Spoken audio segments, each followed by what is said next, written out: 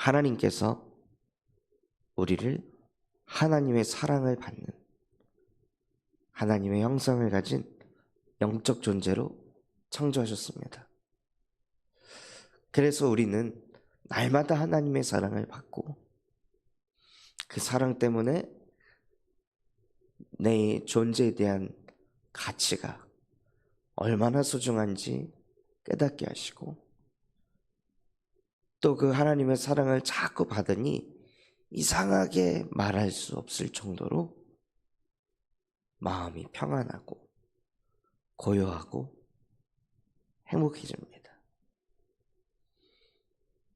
문제가 없을 때가 아니라 사람이 나를 안아줄 때가 아니라 부모님이 혹은 자녀가 또 가족이 나를 아껴주고 사랑해줄 때가 아니라요.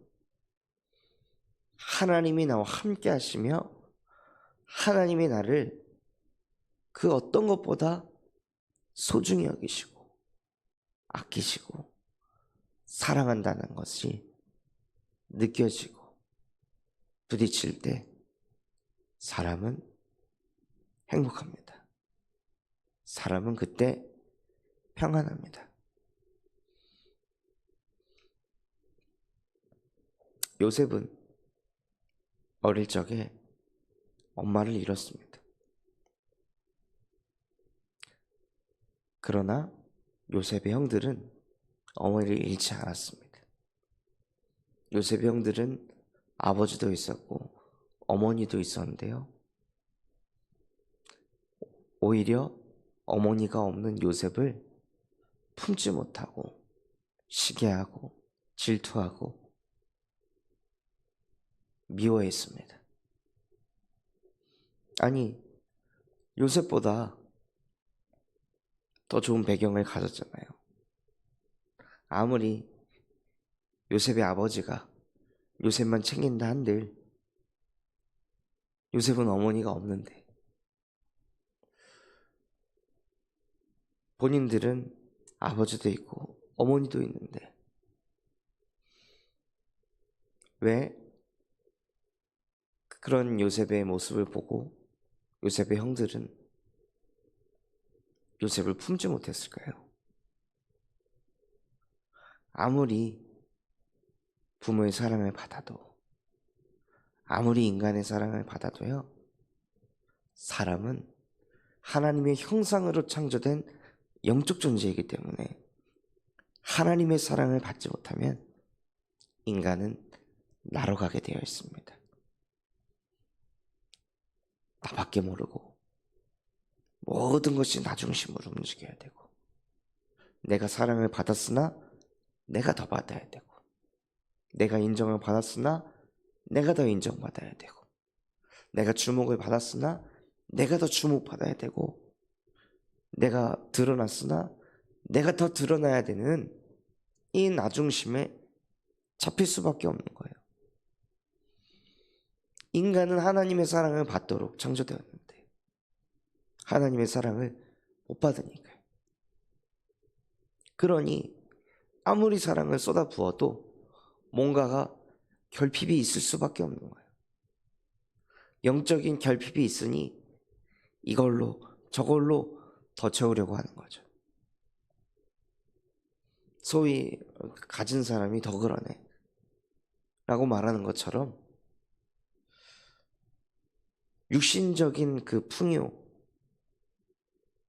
육신적인 그 편안함이 사람에게 평안을 가져다 주는 것이 아니라요, 원래 인간은 하나님과 함께 할 때 만족이 있는 것입니다.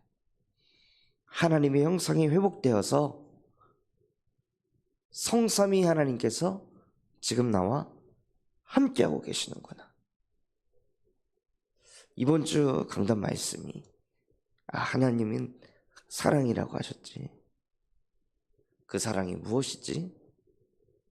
사랑에 대해서 다시 한번 성경을 통해 고린도전서 13장 또 한번 읽어가면서 하나님은 날 이렇게 사랑하시는구나.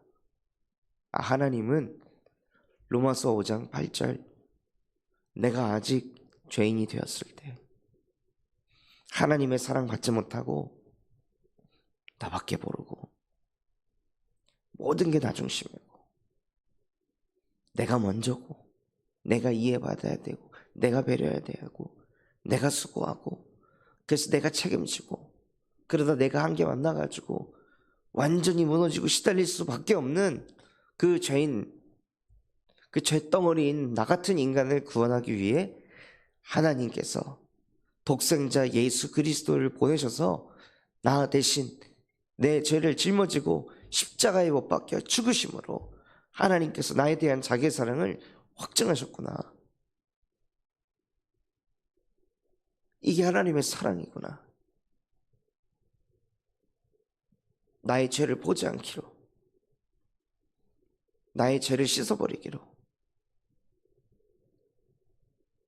창세기 3장 15절에 작정을 하시고 요한복음 19장 30절에 그것을 이루셨구나. 나를 구원하기 위해 하나님께서 수천 년의 역사를 통해 그 구원을 예언하시고 그 구원을 완성하셨구나. 왜냐? 내 눈에 보기에, 하나님이 나를 보기에 내가 어여쁘고 어여뻐서 화창해서 솔로몬의 휘장과도 같아서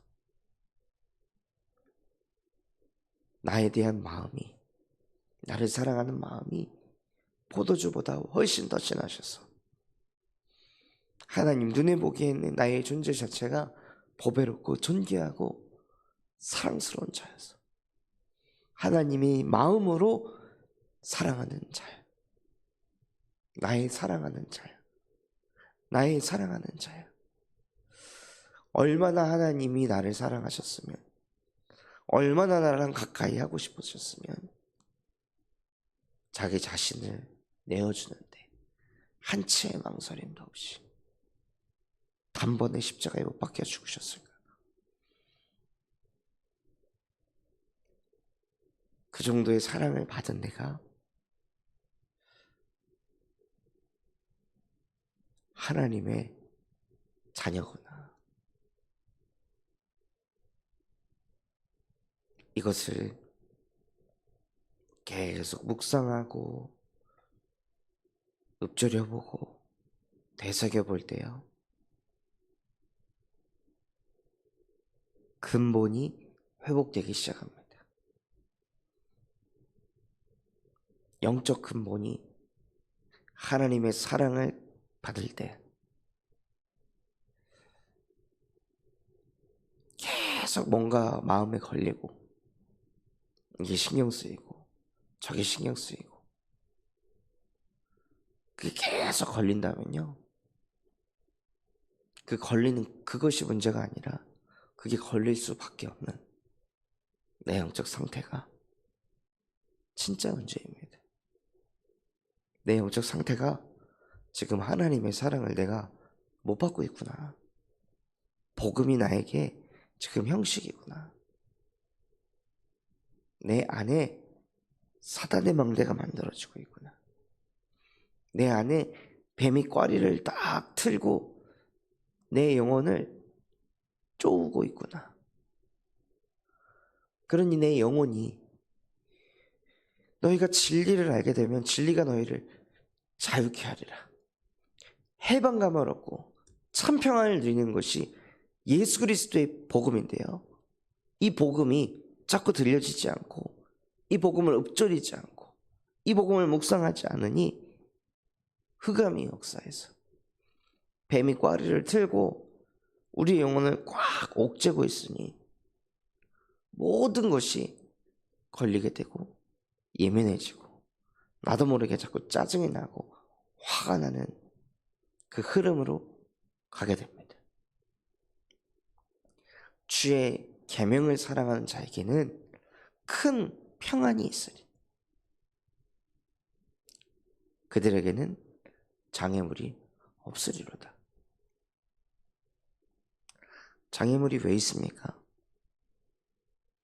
내가 하나님 사랑이 안 되기 때문에 장애물이 있는 것입니다. 주의 계명을 사랑한다는 것. 그 뜻은 무엇일까요? 주의 계명을 사랑한다는 것은요, 하나님의 말씀이 내게 기준되어 있는 상태인 거예요. 하나님의 마음이, 예수 그리스도의 복음이 내게 기준이 된 상태.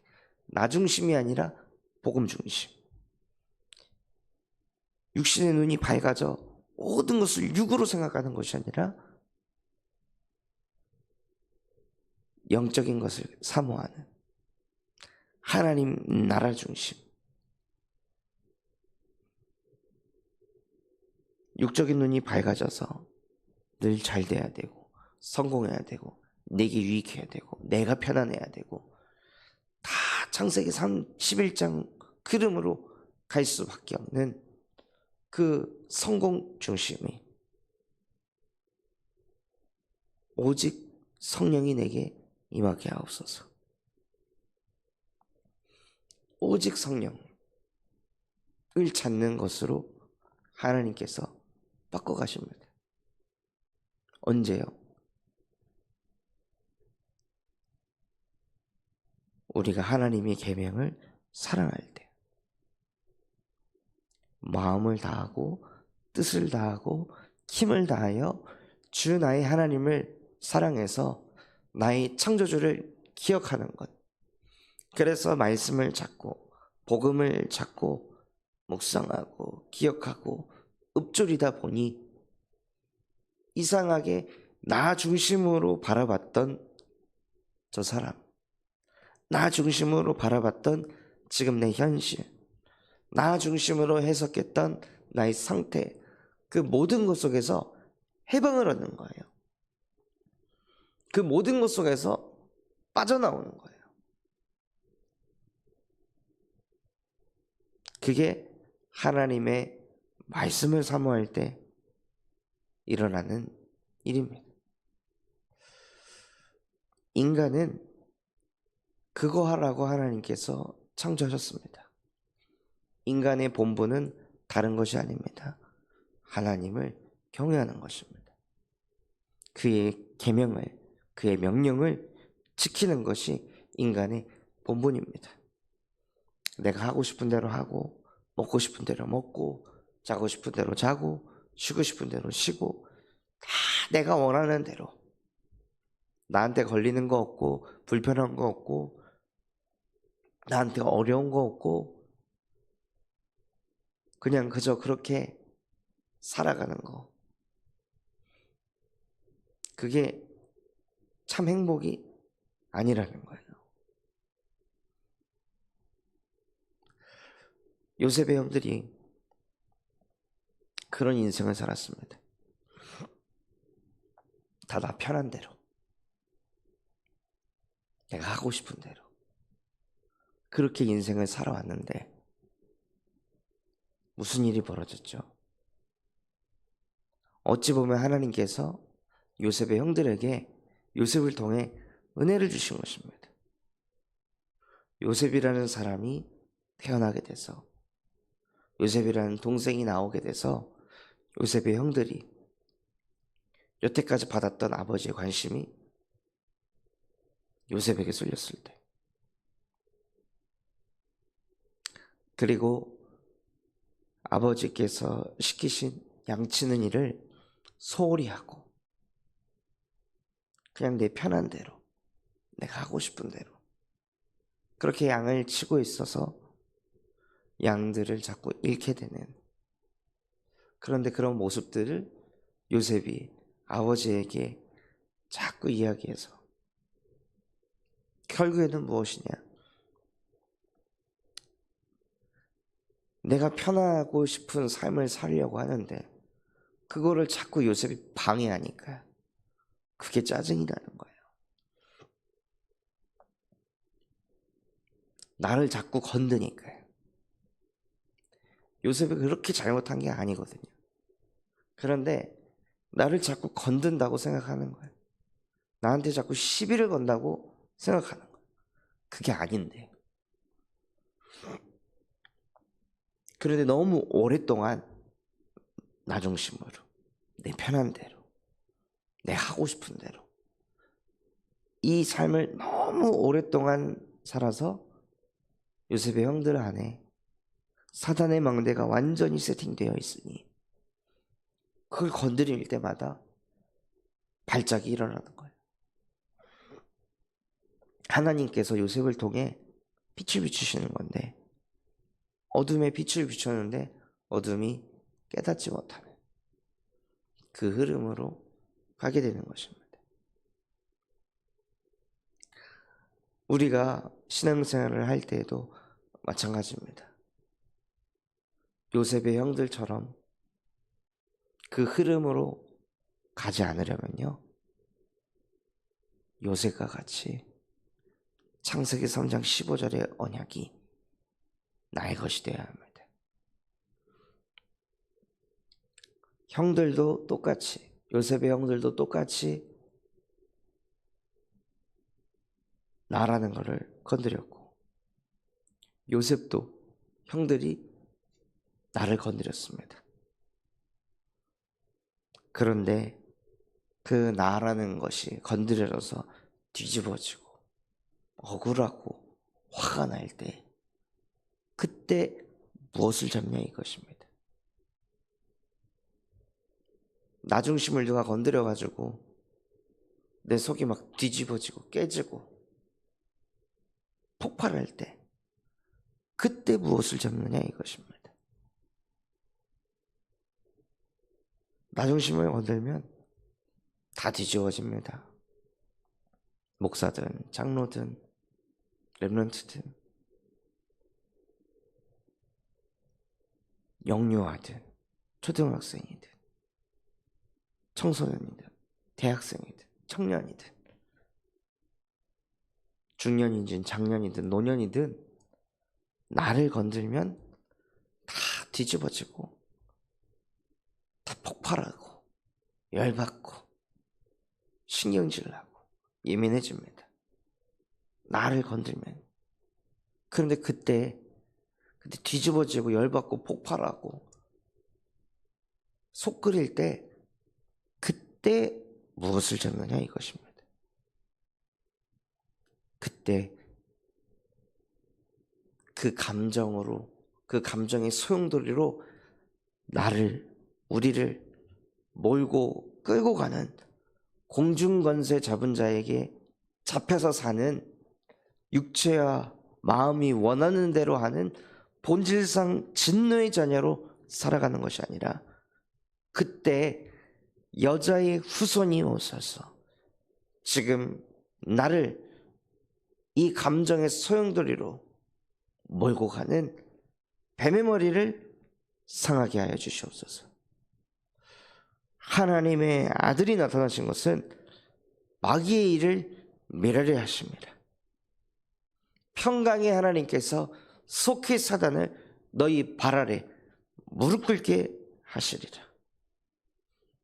내가 너희에게 뱀과 전갈을 밟는 원수의 모든 능력을 제할 권능을 너희에게 주었으니 너희를 해칠 자 결코 없을 것이다. 그러니 그때 무엇을 잡냐면요, 주는 그리스도이시며 지금도 살아계신 하나님의 아들이십니다. 내 맘대로 좀 안 됐다고, 내 뜻대로 안 됐다고, 내 편 안 되어줬다고 뒤집어지게 하고, 나도 모르게 화가 나고, 나도 모르게 서운하고 속상하고 우울해지고 공허해지게 하는 내 안에 있는 이 사단의 망대를 지금 이 시간 예수 그리스도의 이름으로 완전히 박살내 주시옵소서. 하고 그리스도를 고백할 때 음부의 권세가 너를 이기지 못하리라 하는 응답이 오는 것입니다.